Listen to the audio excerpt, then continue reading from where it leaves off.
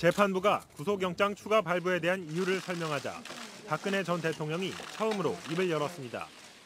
지난 6개월은 참담하고 비참한 시간이었다며 한 사람에 대한 믿음이 상상조차 하지 못한 배신으로 돌아왔고 이로 인해 모든 명예와 삶을 잃었다고 말했습니다. 박 전 대통령은 무엇보다 국가를 위해 헌신한 공직자들과 기업인들이 피고인으로 전락해 재판받는 걸 지켜보는 게 고통스러웠다고 토로했습니다. 자신에게 적용된 혐의와 관련해서는 거듭 무죄를 주장했습니다. 롯데나 SK뿐 아니라 재임 기간 누구의 부정한 청탁도 받거나 들어준 사실이 없다며 재판 과정에서도 충분히 밝혀졌다고 강조했습니다. 그럼에도 재판부가 검찰 요청을 받아들여 추가 구속영장을 발부했다며 결정을 받아들이기 어려웠다면서 정치적 외풍과 여론의 압력에도 오직 헌법과 양심에 따라 재판할 거라는 믿음이 더는 의미 없다는 결론을 내렸다고 말했습니다. 박 전 대통령은 법치의 이름을 빌린 정치보복은 저에게서 마침표가 찍혔으면 한다고 밝히고 사건의 역사적 멍해와 책임을 질 테니 이 때문에 법정에선 공직자와 기업인에게 관용이 있길 바란다며 발언을 마무리했습니다. 2017년 10월 16일 오늘 박근혜 전 대통령은 법정에서 직접 발언을 하며 그간의 재판에 대해 소회를 밝혔다. 그리고 사법부를 비판하였다. 그리고 변호인단이 종사퇴했다. 아래는 박근혜 전 대통령이 10월 16일 법정에서 직접 밝힌 발언 전문이다. 구속돼 주사회식 재판을 받은 지난 6개월은 참담하고 비통한 시간들이었습니다. 한 사람에 대한 믿음이 상상조차 하지 못한 배신으로 되돌아왔고 이로 인해 저는 모든 명예와 삶을 잃었습니다. 무엇보다 저를 믿고 국가를 위해 헌신하시던 공직자들과 국가 경제를 위해 노력한 기업인들이 피고인으로 전락한 제 재판받는 모습을 지켜보는 건 참기 힘든 고통이었습니다. 하지만 염려해 주신 분들께 송구한 마음으로 그리고 공정한 재판을 통해 진실을 밝히고자 하는 마음으로 담담히 견뎌왔습니다. 사사로운 2년을 위해서 대통령의 권한을 남용한 사실이 없다는 진실은 반드시 밝혀진다는 믿음과 법이 정한 절차를 지켜야 한다는 생각에 심신의 고통을 인내했습니다. 저는 롯데, SK뿐만 아니라 재임 기간 그 누구로부터도 부정한 청탁을 받거나 들어준 사실이 없습니다. 재판 과정에서도 해당 의혹은 사실이 이미 충분히 밝혀졌다고 생각합니다. 오늘은 저에 대한 구속기한이 끝나는 날이었으나 재판부는 검찰의 요청을 받아들여 지난 13일 추가 구속영장을 발부했습니다. 하지만 검찰이 6개월 동안 수사하고 법원은 다시 6개월 동안 재판했는데 다시 구속수사가 필요하다는 결정을 저로서는 받아들이기 어려웠습니다. 변호인들은 물론 저 역시 무력감을 느끼지 않을 수 없었습니다. 그리고 오늘 변호인단은 사임의 의사를 전해왔습니다. 이제 정치적 외풍과 여론의 압력에도 오직 헌법과 양심에 따른 재판을 할 것이라는 재판부에 대한 믿음이 더 이상 의미가 없다는 결론에 이르렀습니다. 향후 재판은 재판부의 뜻에 맡기겠습니다. 더 어렵고 힘든 과정을 겪어야 할지도 모르겠습니다. 하지만 포기하지 않겠습니다. 절 믿고 지지해 주시는 분들이 있고 언젠가 반드시 진실이 밝혀질 것이라고 믿기 때문입니다. 법치의 이름을 빌린 정치 보복은 저에게서 마침표가 찍어졌으면 합니다. 이 사건의 역사적 멍해와 책임은 제가 지고 가겠습니다. 모든 책임을 저에게 묻고 저로 인해 법정에선 공직자들과 기업인들에게는 관용이 있길 바랍니다.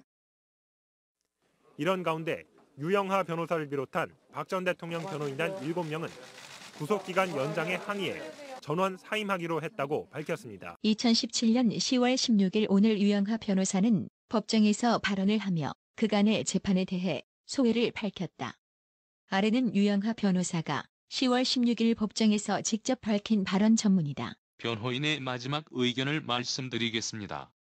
지금까지 재판 진행해 주신 재판부와 검사님들께 존경과 감사의 말씀을 드리겠습니다. 지난 10월 13일 본 재판부는 피고인의 SK롯데그룹 관련 제3자 뇌물수수 혐의에 대한 추가 구속영장을 발부해달라는 검찰 요청에 대해 SK 제3자 뇌물 혐의는 소명됐고 피고인이 증거인멸 우려가 있다는 이유로 추가 구속영장을 발부하였습니다. 앞서 변호인들은 검찰이 주장한 SK 관련 제3자 뇌물수수 혐의는 첫째, 공소 사실이 특정되지 않았을 뿐 아니라 범죄 사실에 대한 증명이 없으며 둘째, 본 법정에서 이러한 공소 사실에 대하여 SK 최태원 회장, 김창근 의장, 김형태 부회장, 이영희 사장, 박영춘 부사장 등 임직원들과 K스포츠재단의 정현식 사무총장, 박헌영 과장 등이 이와 관련된 증언을 하였고 나아가 김창곤과 박헌영 수첩 및 관련자 통화 내역 SNS상 메시지 등 모든 증거가 법정에 제시돼 이에 대한 증거 조사가 마쳐져서 SK그룹 관련 공소 사실은 이미 심리가 사실상 종결되었고 셋째, 나아가 피고인이 이 공소 사실에 대한 어떠한 증거도 인멸할 우려 없다고 하면서 추가 구속영장 발부는 부당할 뿐 아니라 위법하다고 주장한 바 있습니다. 처음 이 사건에 대하여 기소할 당시 검찰은 피고인에 대한 증거는 차고 넘친다고 주장한 바 있습니다.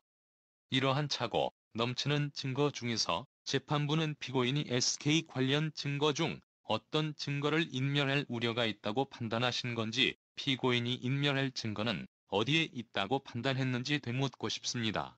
혹여 피고인이 석방돼 안종범 등 아직 증언이 이루어지지 않은 증인들 회유해 기존 검찰 진술과 다른 사건 관련 증언을 번복 우려 있다고 판단하셨다면 피고인이 과연 어떤 방법으로 이를 할 수 있다고 판단하신 건지 변호인들은 참으로 납득되지 않습니다. 우리 변호인들은 길지 않은 법조인의 길을 걸으면서 우리나라 형법과 형사소송법이 인신고속에 대해 엄격한 기준을 두는 이유는 재판 진행의 편의성보다는 피고인 인권보호와 방어권 보장이 더 상위 가치라고 배워왔습니다. 피고인은 그동안 참 견디기 힘든 모멸감을 극한의 인내로 참아왔으며 심신의 고통에도 불구하고 주사회 공판 기일을 견뎌왔습니다.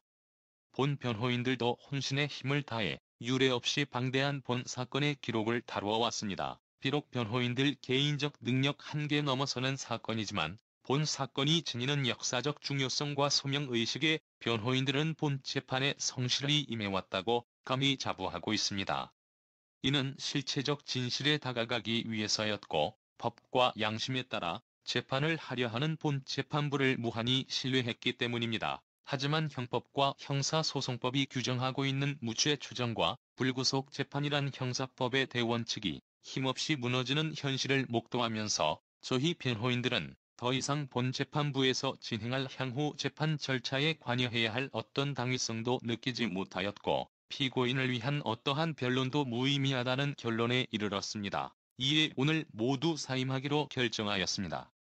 법치주의가 무너지거나 형해화되어 광장의 광기와 패권적인 정치 권력의 압력으로 형식적인 법치주의가 부활하면 인권의 역사는 후퇴할 것이고 야만의 시대가 되살아날 것이라는 두려움을 재판부께서는 진정 생각하지 않으셨습니까? 이제 저희 변호인들은 창자가 끊어지는 아픔과 피를 토하는 심정을 억누르면서 허허롭고 살기가 가득한 이 법정에 피고인을 홀로 두고 떠납니다. 오늘 저희들의 이런 결정에는 무책임하고 꼼수를 부린다는 비난도 있으리라 생각하지만 이에 대한 모든 비난은 저희들이 감당하겠습니다. 저는 역사를 관장하는 신이 있음을 알고 있습니다. 지난 2017년 10월 13일 본 재판부의 피고인에 대한 추가 구속영장 발부 결정에 대해서는 반드시 그 옳고 그름에 대한 판단이 있으리라 굳게 믿고 있습니다. 모든 역사는 기록되고 후세가 이를 평가한다는 평범한 진리를 생각할 때 이번 피고인에 대한 본 재판부의 추가 구속영장 발부는 그 어떤 이유로도 합리화되지 않을 것이며 우리 사법 역사상 치욕적인 흑역사 중 하나로 기록될 것입니다. 끝으로 지금 이 순간에 이르기까지 혹여 저의 날 선 말들로 인해 마음의 상처를 받은 분들이 계시다면 열정이 지나쳐서 절제가 부족했다라고 넉넉히 헤아려 주시길 바라면서 변호인 의견을 마치고자 합니다. 박근혜 전 대통령 측 유영하 변호사는 재판에서 어떤 변론도 무의미하다는 결론에 이르렀다며 변호인단 모두의 사임 신고서를 제출했습니다. 이에 대해 재판부는 영장 재발부가 유죄를 예단한 것은 아니라며 변호인이 전부 사퇴하면 공판 자체를 진행할 수 없으니 사임 여부를 재고해달라고 요청했습니다.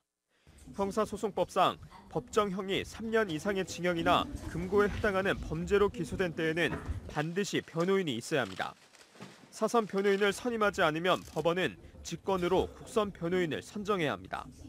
뇌물수수 등 18개 혐의가 적용된 박 전 대통령 사건 역시 이 경우에 해당합니다. 당장 새 변호인이 선정되더라도 재판 차질은 불가피한 상황입니다. 10만 쪽이 넘는 방대한 수사 기록과 재판 진행 상황 검토를 위해서는 심리가 상당 기간 지연될 수밖에 없기 때문입니다. 여기에 국선 변호사 선임 이후 박 전 대통령이 변론에 협조할 가능성도 낮은 만큼 실질적 변호의 어려움도 예상됩니다. 법조계 일각에서는 박 전 대통령이 법정에 나오기를 거부하면 피고인이 없이 진행되는 걸석 재판이 될 가능성도 제기됩니다. 또 심리가 당초 예상보다 길어져 연내 선고가 어려워질 수 있다는 분석도 나옵니다. 박근혜 전 대통령의 법정 발언이 전해진 법무부 국감장에선 설전이 벌어졌습니다. 이 발언 내용 상권 분립에 대한 정면 도전 아닙니까? 그야말로 정치적 압력이라고밖에 볼 수 없다고 생각합니다. 편법으로 꼼수로 구속기간을 연장해놨는데 그럼 피고인이 그 정도 말도 못해요? 재판을 거부하겠다고 했습니까? 뭘 했습니까? 정말 해도 너무한다. 박근혜 대통령의 구속부터 변호인단 사임까지 정리하면 정말로 인권을 무시한 살인적인 재판 진행이 아닐 수 없다. 2016년 10월 24일 JTBC 가짜 태블릿으로 2017년 3월 31일 박근혜 대통령 구속 수감. 2017년 4월 17일 박근혜 대통령 뇌물수수 등의 혐의로 기소함. 1심 선고 기한은 기소 후 6개월. 2017년 5월 23일 박근혜 대통령 첫 공판. 2017년 6월 01일, 6월부터 매주 4차례 세계기네스에 기록될 만한 살인적인 공판 진행. 2017년 10월 13일 법원 박근혜 대통령 구속 연장 결정.